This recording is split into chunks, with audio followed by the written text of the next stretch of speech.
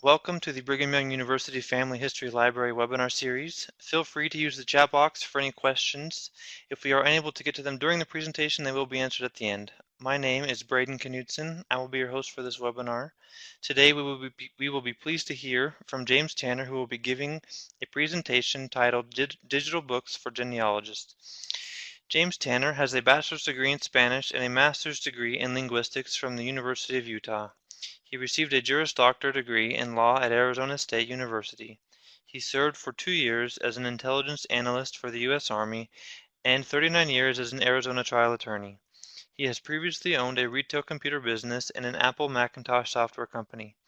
James has over 32 years' experience in genealogical research and is an avid blogger of Genealogy Star blog and Rejoice and Be Exceedingly Glad.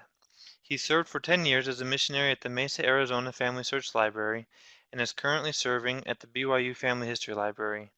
He has presented at expos and conferences around the U.S. and Canada.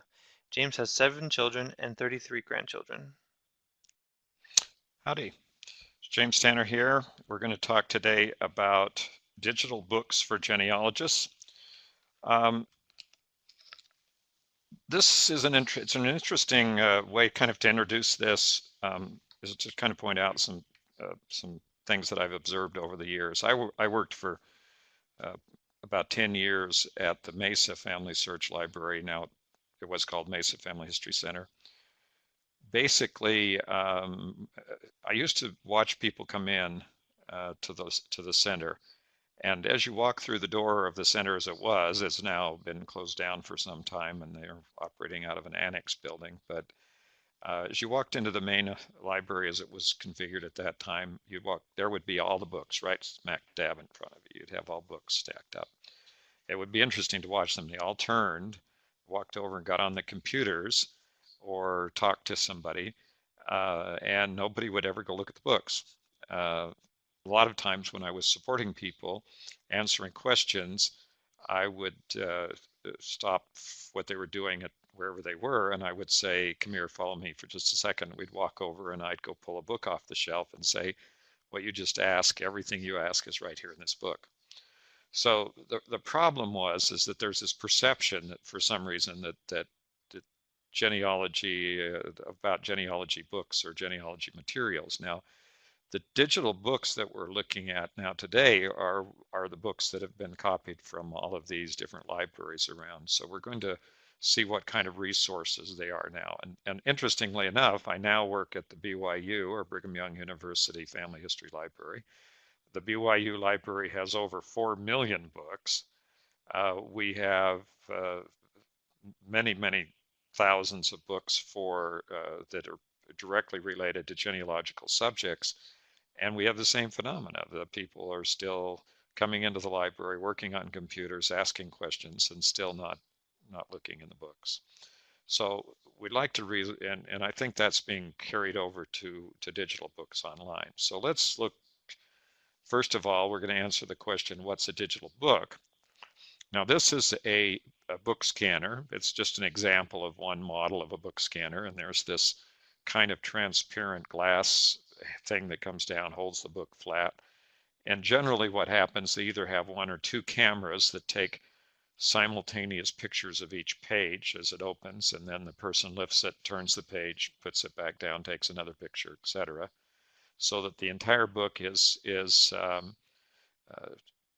they take digital photographs of each of the page of the book. Then the software, which would be the second part of this system here, takes those digital pages that have been photographed from the book and turns it into a page-by-page view of the book on the screen, so that you have a way to read through the book as you virtually turn pages.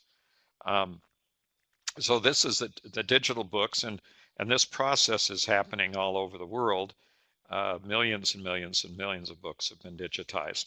So the question is, do any of these projects include books valuable to genealogists? And what I always say is, no, they go in the whole library, and when they come to the genealogy books, they say, we don't do genealogy books, so they skip all the genealogy books. No, that isn't the way it happens. Really what happens is that they just digitize everything. And in that process of digitizing everything, they also get all the genealogy books in there. We'll get to this in just a minute about Google Books, but I did a search not too long ago on Google Books for genealogy books, and just the topic genealogy, and there were over 1 million books listed. So we have an ample supply of books on genealogy subjects available to genealogists, and they're being digitized in a variety of modes. And what the purpose of this particular presentation is to not only explain digitized books, but also indicate where they are and how they can be used, why they are a valuable tool for using for genealogical research. Now, what I put here on the screen is it's kind of an older version, but I put on an older version of an Amazon Kindle.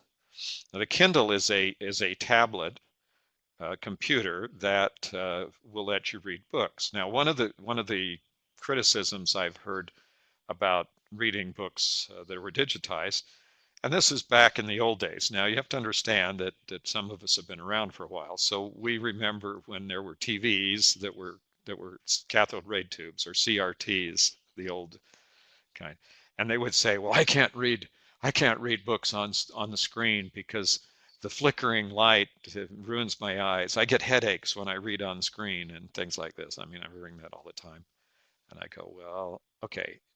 The new technology, first of all, doesn't flicker. It actually works at 60 cycles per second at the very minimum, or even higher. And your eyes can't even see a flicker. There's no way in the world they can. There are some times when you can see a little bit of flicker. If you get the mirrors right and look at things in a mirror, you might be able to see a flicker. The second thing is that the way that these screens are set up now is you can have the black on white contrast, and the benefit to people who are reading online, for example, one example is you can increase the size of the text. So if you have a hard time reading or seeing the text, you just go down to your controls on the reading for the book reader online and pop your font size up to where you can see it. Those of us who are kind of married to mobile devices like iPads and tablets and smartphones like iPhones, we get to the point where we start reading books on these devices. And for right now, I would prefer it. I prefer having a book. I'm reading a book right now that has like 800 pages, and it's very difficult to lug that around. I certainly can't lug it around everywhere I go, but if I have that same book on my iPhone or on my iPad, I could just open it up, and it will then take me right to the page where I stopped, and I can start reading. So if I get stuck waiting in a doctor's office for a couple of hours or someplace, I can pull out my phone and start reading my book. I don't have to carry the book, I don't have to remember it, and I don't have to remember where I was. So it starts to be quite a few advantages. In fact, my wife preferably reads everything on an iPad. I just gave her a print book recently, and she hasn't quite started to read the print book yet, but she would read it if it were on her iPad. It would be read by now. So that's kind of where we are with the books. And any book that has been digitized and then put online on a lot of these big programs can be read on your device. So you really have an open window to millions of books in libraries all around the world, just right there in the palm of your hand or in an iPad. Okay, so first of all, to understand, there's no one place you go to look at digital books online. There are hundreds of websites with significant digital book collections out there. What I've shown here in this photo is a setup with what are called Scribe book scanners. That's a manufacturer in Scribe Manufacturing, and they are digitizing books in an Internet Archive Center. In the Internet Archive is a big website online that does a lot of digital books, and we'll talk a little bit more about the Internet Archive as I get into this explanation. But the idea here is that these people go around the world digitizing books, and literally millions of pages of books are being digitized every month. There's just sort of a constant stream of books going into digital format. Um, if we know that there's these millions of books that have been digitized, then the question is, where are they? Well, let's start with one of the largest online, if not the largest, probably the largest online collection, and that is Google Books. Now, you may be very familiar with Google, but Google Books is a separate search engine from the Google General. That you'll see if you can look closely here that it says Google Books, and that's the section on it. And this one is designed to search the books. Now, Google had the original goal of digitizing every book ever published. They've estimated that at about 220 million books. And they're well on their way to do that. They don't really ever tell you, anyone, how many books they've digitized. But it was a few years ago. It's actually now been 3 or 4 years ago. The last time they mentioned that they had digitized the number with a number, and the number of books they had digitized that 3 or 4 years ago was 30 million books. So that would put them close to the largest library in the world as far as books and handling books. They're probably well on their way now to a much higher number. One of the things that's happened over the years is that we've got a lot of issues out there with this process of digitizing information, and particularly books. One of the biggest obstacles, if you want to look at it from my standpoint, is the copyright laws, because the copyrights basically say, or determining whether or not you could copy the book. Google, as a result of their efforts to digitize books, has digitized a huge number of copyrighted books. And as a result, a few years ago, organizations, including the Authors Guild and a few other author organizations, sued Google in the federal courts for copyright violation. Well, that case went through the district courts in the United States, and ultimately the district court ruled in Google's favor and said that what they were doing was not a violation of the copyright, that it fell under what's called fair use. Now, this is what Google has done, and I'll explain this in more detail, but they even though they copy and digitize the whole book, they only make certain portions of the copyrighted books available online. Well, the people weren't satisfied, the Artists Guild, the Authors Guild, etc. They appealed the case to the Court of Appeals, which is the next step before to taking it to the Supreme Court. And once again, the District Court of Appeals ruled in favor of Google. This ruling came out last year, 2015, in October. So Google has now won twice in a row. There was some noise back and forth that they might appeal the case to the Supreme Court.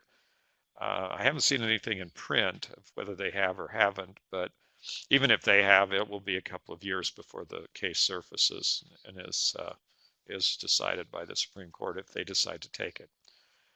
As from my standpoint as an attorney and as someone who's practiced in the area of intellectual property, it would be great to have them finally get to the Supreme Court and decide this case, so we'd know whether or not what kind of status there was in the ability to digitize books. Meanwhile, we'll talk about the way that these books can be made available online and how they are being made available online. So Google has an estimate now of something over 30 million digitized books. And as I said earlier, I did a search, and over 1 million of those show up under the subject of genealogy. Now, genealogy is used in a few other ways, but as you go through those, if you want to look at all million, you could just kind of page through and look at them if you'd like. I think that would probably take you a while, but you can begin to get the idea of what it is. Now, they come up in 3 different categories, and I mentioned that they only take part of it. Well, the first category is called a read, and the second category is called a snippet view, and then you have a preview view of the book. And we'll talk about there. The first view is the read view from Google. The read view comes up. Here's the book, for example. If you did a search for one of the people in your ancestry, and which I, by the way, would recommend that you do a Google book search on the names of your ancestors, their surnames, the places where they're from, very specific counties and whatever, and you're very likely to find their names and places. If you have a very common named ancestor, you might want to put in a qualifier like the place where they lived or an occupation or something that might distinguish that person. But in this case, this book is a read book. So you can see the designation down here where I've circled it. In that case, what that means is that the entire book, the complete text, is completely searchable online and readable. In fact, it's even completely downloadable. So if I looked for this book, this would be a kind of a generic title page to one of those read books. Then I can go right into the book and start reading it page by page and searching every single word in that book. So this is a powerful tool for looking at huge amounts of information. The next category is the snippet category. Now, what happens here is that it only shows your search terms in that book. So this is usually caused by, because of a copyright issue. Either the book is out of print, but still the status of what the book is in its copyright law is in question. So in this case, if I did a book and it came up as a snippet view, and there's the snippet view designation, then what I would see would be my search term highlighted on every page in the book where it appears. Sometimes with the snippet view, you get all the information you're looking for. You may not need any more information, so that may be helpful. But usually when you're looking at the snippet view, you'll want to go try and find a complete copy of the book, and we'll show you how that works. The third one is a preview. And a preview, the book is clearly under copyright and it's for sale. So if you went out, you could buy this book on Amazon or from another bookseller or from a bookstore, and it would be available for sale. In addition, only limited pages can be viewed. So all you're going to see in a preview is 8 or 10 pages of the book. First chapter may be a title page and the table of contents, something like that. So you're not going to really get the entire book from Google at this point. Now, what I said just a moment ago is that we should search for the names of your families and individuals that you're researching. And usually, if you haven't done this, you'll be quite surprised at the results.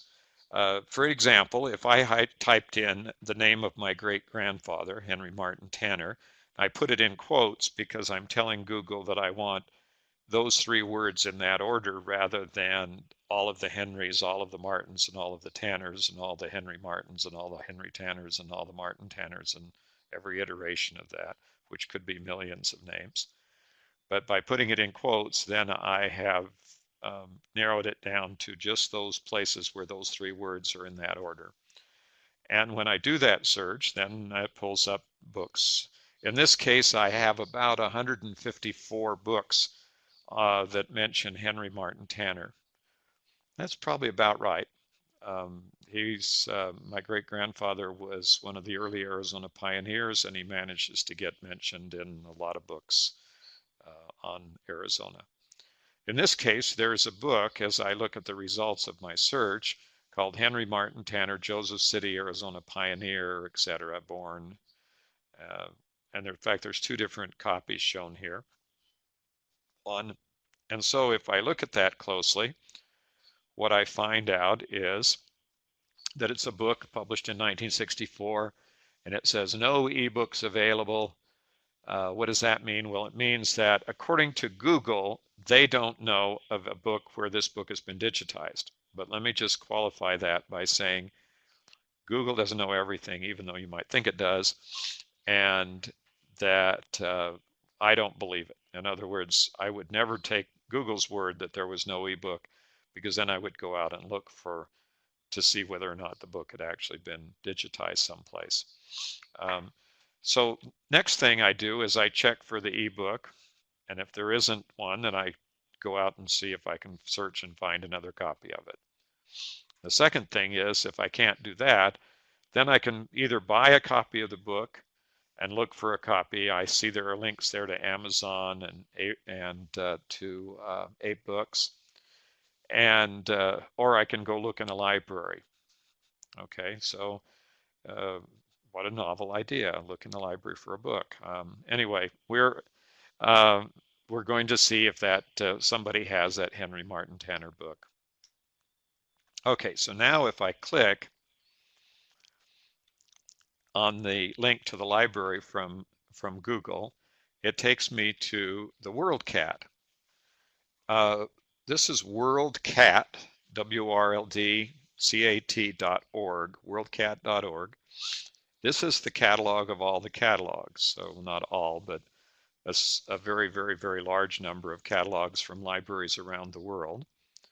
And they have over 2 billion, that's with a B, 2 billion catalog entries, representing most of the information. Now, let me mention this as an important point. If you're used to looking for things in Google and you're doing research for your family history or your genealogy, and you don't know what WorldCat is, and you haven't used WorldCat in the last week or so, then you simply are ignoring about half the information out there about your family and about anything else you want to know about. WorldCat is the other half of the information. The problem is this, that when Google does its searches, it is limited to those websites that, let's just say it bluntly, allow their search engine entry. And catalogs in libraries and universities and public and private catalogs are generally not open to Google. So Google is not going to search the BYU catalog and put in everything that's in the BYU catalog. That just doesn't happen because they're behind protection that prevents Google from doing that. That's the same with all the other catalogs out there.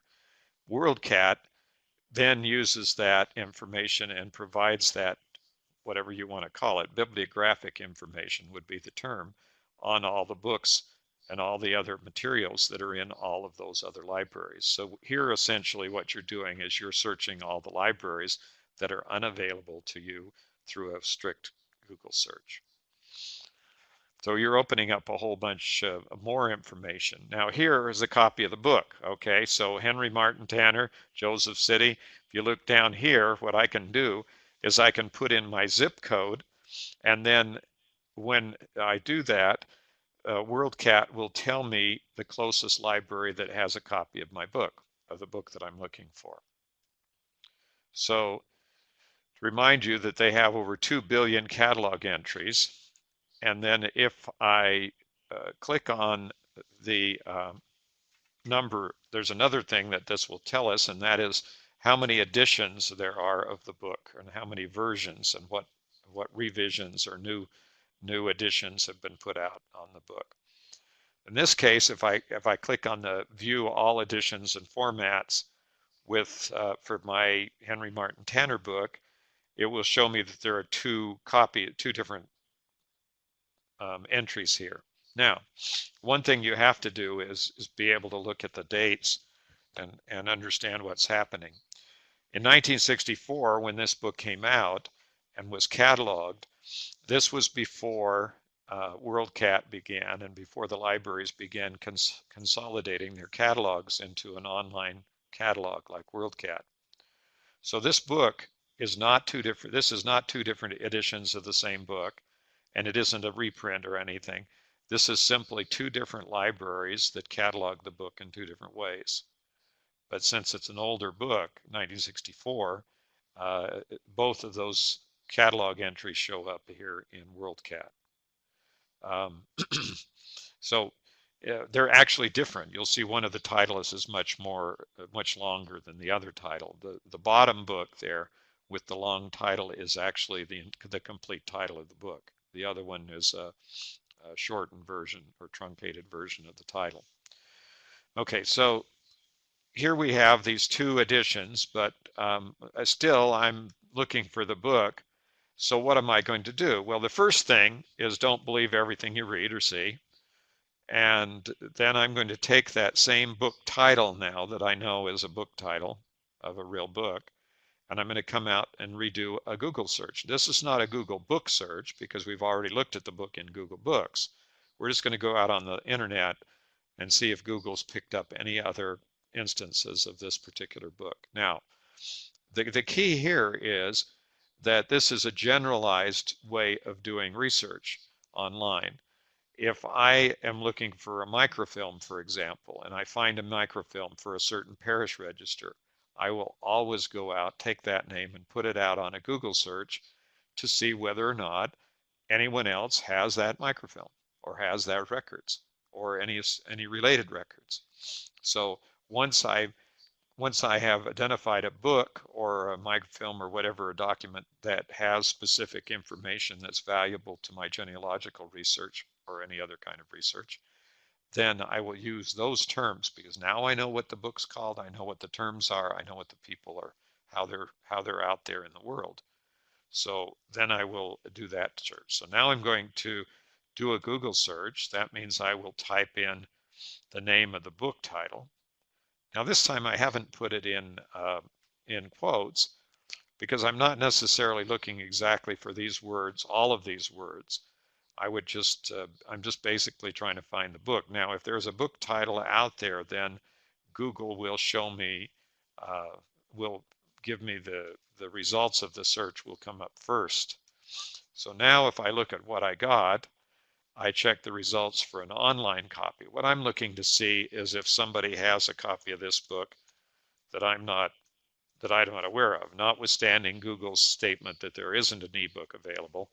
I'm still looking and hoping that I don't have to go out and buy it or I have to go down to the library and look for a copy.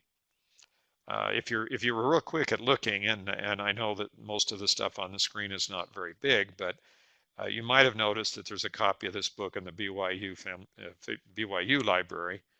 I wouldn't have to go very far to get a copy of the book. As a matter of fact, I have a paper copy of this book. I've had a couple of copies over the years, and in fact, I gave one to the library recently, which was a duplicate copy because I don't want the extra copies around, and better to have an extra copy in the library. So I look down through the list, and I see Google, and I see Amazon, and I see, the places where I've WorldCat, places I've already looked, but I see Family Search, and so now what I would want to do was go to look on Family Search to see if there's a copy of the book. So if I look down here, however, I see Henry Martin Tanner, Joseph City, Arizona Pioneer, free ebook. Now, I can click on that website and see who it is that has a free copy of Henry Martin Tanner book. But I know a couple of things. First of all, I happen to know that this is a fairly rare book. There's only a few copies of this book around. And I can't imagine why anybody would put it out online as a free ebook without some motivation. As it turns out, this happens to be one of those bogus websites that simply try to get you to click on the entry so they can you can see their ads and their links to their other websites. So I call these kind of vampire sites or whatever. But they're out there, and you've got to be aware of that, and don't get going too anxious to believe claims that somebody has a digital book of your really, really rare genealogy book. Okay, so now we go to the next website. So we've looked at Google, we've looked at WorldCat, and now we're looking at family history books. In FamilySearch.org, one of the tabs on the startup page is search, and one of the tabs on the search page is books. And where do these books come from? Well, currently Family Search has more than 250,000 books digitized, and they are digitizing books at the Family History Library in Salt Lake City, at the Brigham Young University Library, at the University Library at BYU, Idaho, and BYU Hawaii, the Church History Library, and all sorts of places. Houston Public Library, the Mid-Continent Public Library, huge collections of genealogy books across the country. So, and I've been noticing that they're doing a fairly good job of increasing that by a few thousand a month. So it's a constant stream of new books going into the family history. Now, one of the questions that always comes up is, well, what is the Family History Library doing with their digital books? And the answer is they're pulling them off the shelves once they've been digitized. And the reason is that they had a lot of books that they couldn't put on the shelves in the first place. So as they're digitizing books, they're moving books out of storage that have never been on the shelf previously. So there's a lot of information going out there that is being put in. Okay, so we're back to putting Henry Martin Tanner in as a search term. And I've got Joseph in there because it's Joseph City, Arizona Pioneer. And we'll look for the book. Now, bear in mind that Google has told us that there is no ebook available. I haven't found an ebook yet, but guess what? There it is. The book has been digitized. It is completely and freely available on the family history and the family history books on FamilySearch.org. So if I click on that link, then I get a downloadable copy of the entire book. So then I can download that book if I want to for free. Now, this isn't true of all the books in Family Search on the FamilySearch.org website. What the issue here is that some of the books are copyrighted. Some of the books have limited distributions, and so there are some limitations. And as you're looking at books on the FamilySearch.org website, you may see something like this that says you're not authorized to view this book through this computer, something like that. That means that there are a couple of things. First of all, it may mean that, as I'll explain in a minute, that there's only a certain number of views that can be made of the book at a time. Or, on the other hand, it may also mean that it can only be viewed in the Family History Library or in a Family History Center computer. So there might be a limitation on the amount of number of viewers, or there might be a limitation on where the book can be viewed. So don't get discouraged. There's plenty of books out there. And then do what I always do, and that is take the title of the book and go back and do another search and see if there's somebody else has it. It's not impossible that somebody else has also got the book. But once you're here, you get, and then assuming the book comes down, then you have a fully searchable, downloadable, digitized copy of the book. So it's an amazingly helpful tool. Okay, let me just grab a drink here real fast. Okay, then now we're going to go to the next website, and these are roughly in the order of how I would be doing searches for books on genealogy on my ancestors. Assuming that I found or didn't find what I was looking for on Google, I would move to WorldCat, assuming that the next place I would want to go would be to the Family History Library collection on FamilySearch.org, because that's the largest collection of strictly genealogy books right now. I just say right now because I'm fairly certain that that will be passed someday by somebody else. So unless they keep working faster, then whoever gets working faster is going to have the biggest collection. Now, this is the next one. This is called the Internet Archive, and I mentioned that briefly when I started this this discussion. The Internet Archive is a nonprofit foundation that main goal is to provide digital material of all different types to the entire world. In other words, digitize everything. And the Internet Archive, and Brewster Kahle, who was the founder of the archive, began the process, was one of the early motivating pioneers, if you want to call it that, of the digital world. And he began the process of helping other digital projects get set up. It's my understanding that the Internet Archive assisted Brigham Young University in their first efforts to do do some digital copies of books.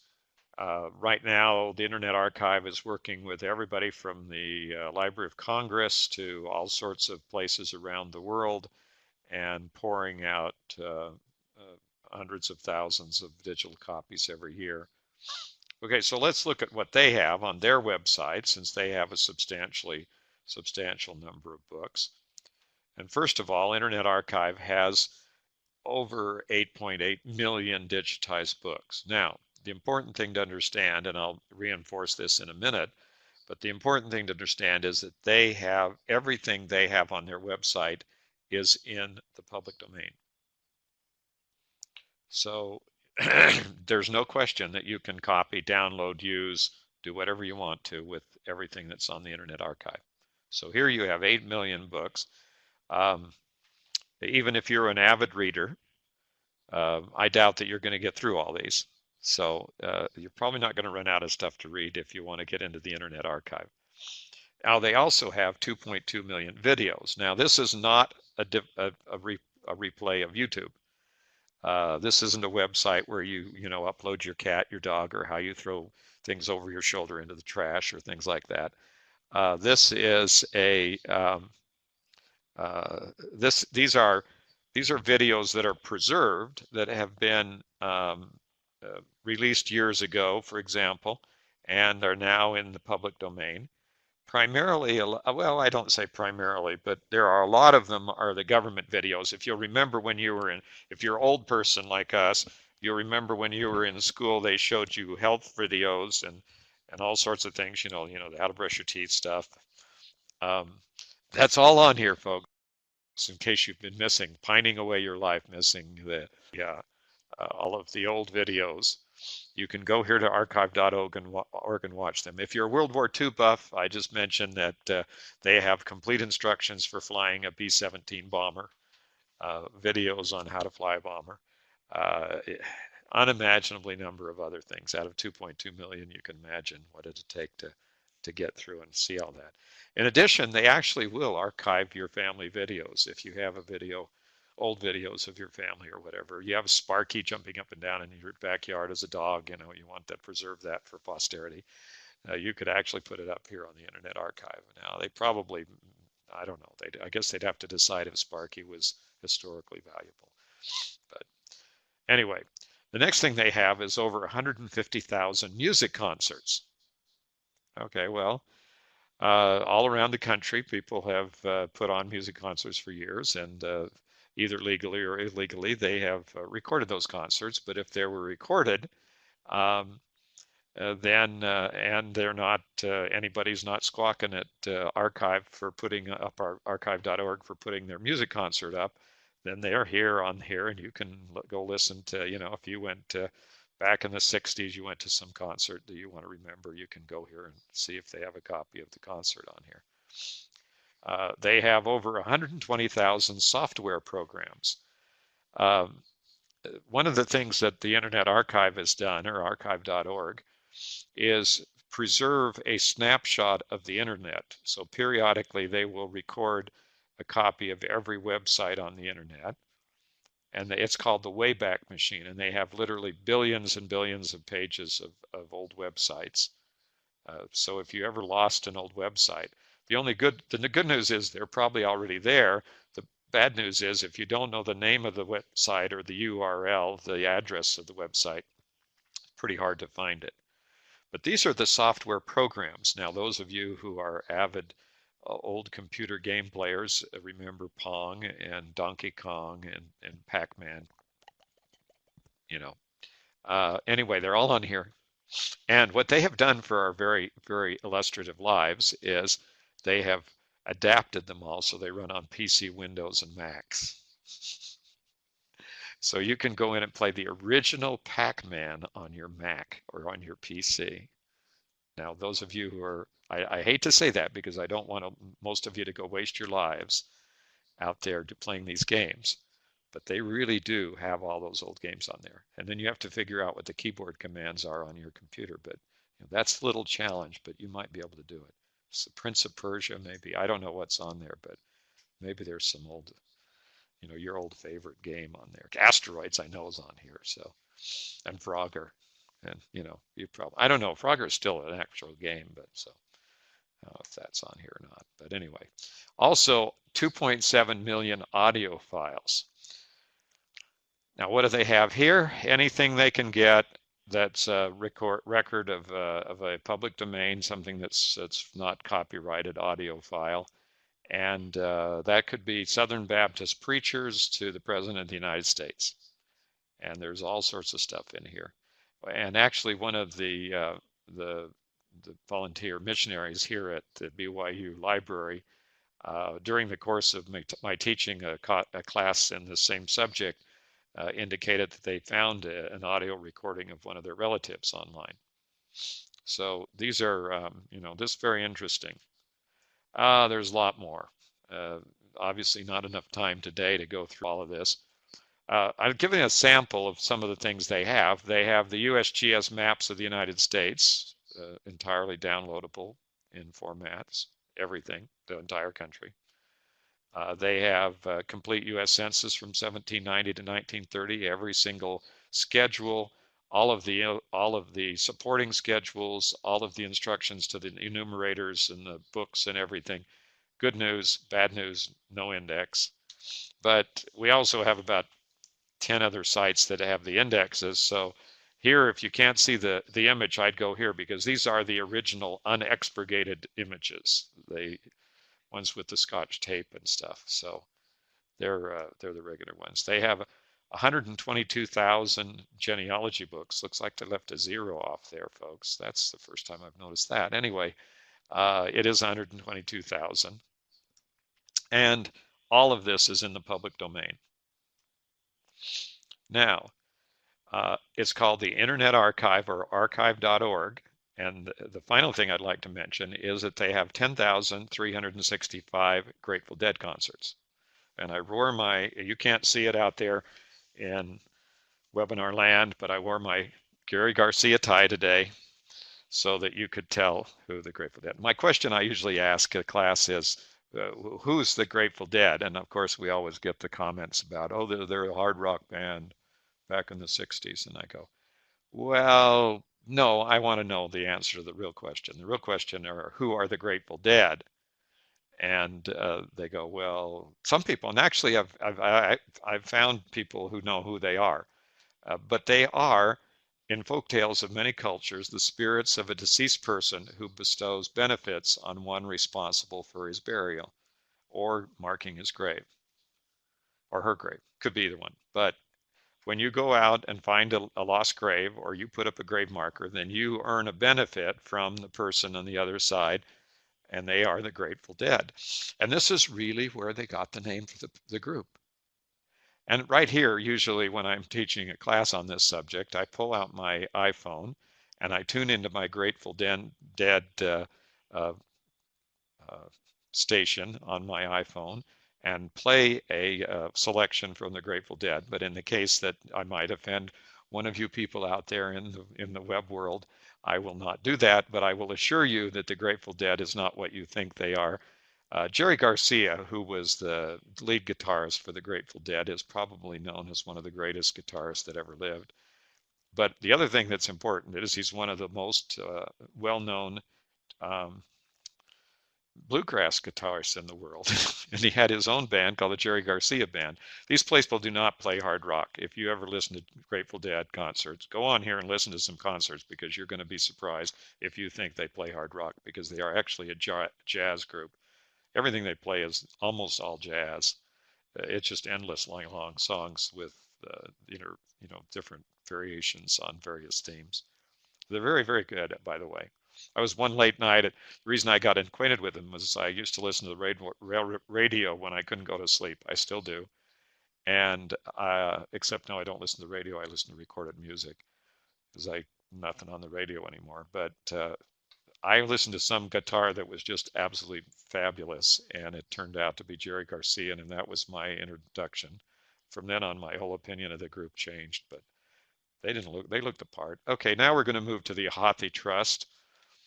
The Hothi Trust is a consortium of United States universities that have put together all of their digital materials.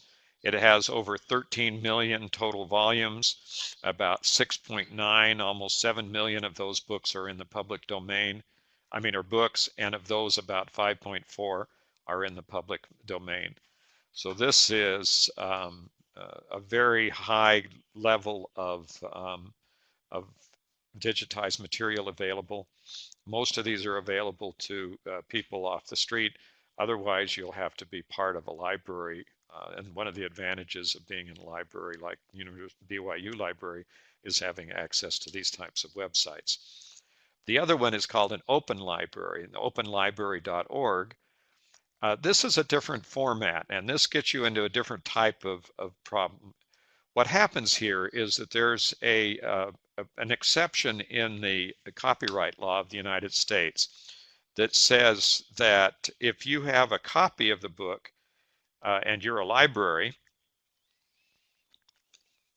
you can lend out online a digital copy of the book for as many times as you have physical copies. Okay, so if the Family History Library has one copy of the book, then they can put up one copy online, and one person at a time could read that copy. And the same thing with the Open Library. So they have a wiki which keeps track of, like a catalog, over 20 million books, and then over 1 million free ebook titles, and over 250,000 of which you can borrow. Now, you borrow a book, an ebook, you check it out of the online library, and then after the time period for its checkout period, usually 2 weeks, it checks itself back in, and you don't have to worry about returning the book to the library or overdue fines or anything. Okay, now we have a different kind of organization called the Digital Public Library of America, or the DPLA, which is the entire address.